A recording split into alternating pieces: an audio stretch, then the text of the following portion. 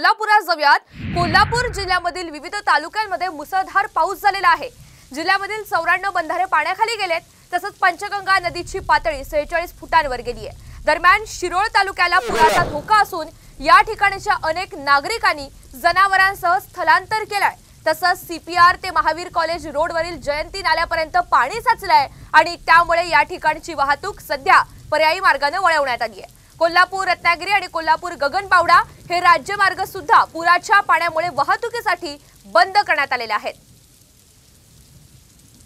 अधिकची माहिती आपल्याला रणजित माजगावकर थेट कोल्हापुरातून देत आहेत। रणजित, आपण पाहतोय कोल्हापूर जिल्ह्यामधील विविध तालुक्यांमध्ये सध्या मुसळधार पाऊस सुरू आहे। तुम्ही कोणत्या परिसरात आहात आणि तिथली स्थिती काय आहे? गेली 15 दिवस कोल्हापूर जिल्ह्यात पाऊस तर पडतोय, मात्र या पावसाचं पाणी आता कोल्हापूर शहरात यायला सुरुवात झालेली आहे। मी कोल्हापुरातल्या मध्यवर्ती ठिकाणी विनस कॉर्नर परिसरात आहे। या विनस कॉर्नरला 4 रस्ते येतात।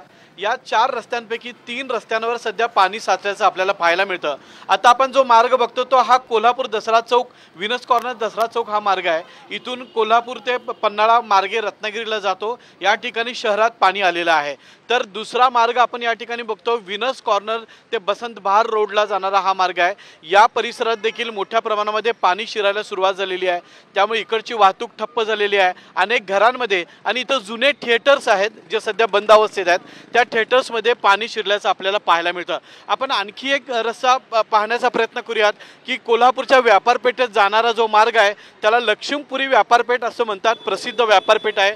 या व्यापारपेठेमध्ये आता पाणी घुसायला सुरुवात झालेली आहे आणि हा लक्ष्मीपुरीचा जो मार्ग आहे या मार्गावर हे पाणी आलेलं आहे।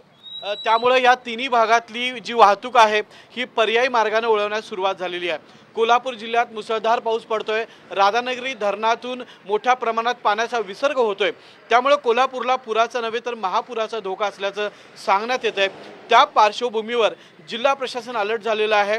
एनडीआरएफच्या टीम दाखल झालेल्या आहेत आणि सर्वात महत्त्वाचं कोल्हापुरातला जो शिरोळ तालुका आहे हा शेवटचा तालुका आहे जिथं कृष्णा नदी आणि पंचगंगेचा मिलाप होतो, संगम होतो। त्या तालुक्याला आता महापुराचा फटका बसण्याची शक्यता आहे, त्यामुळे त्या परिसरातल्या नागरिकांनी स्थलांतर करायला सुरुवात केलेली आहे। निश्चित रणजित, धन्यवाद सविस्तर माहितीबद्दल।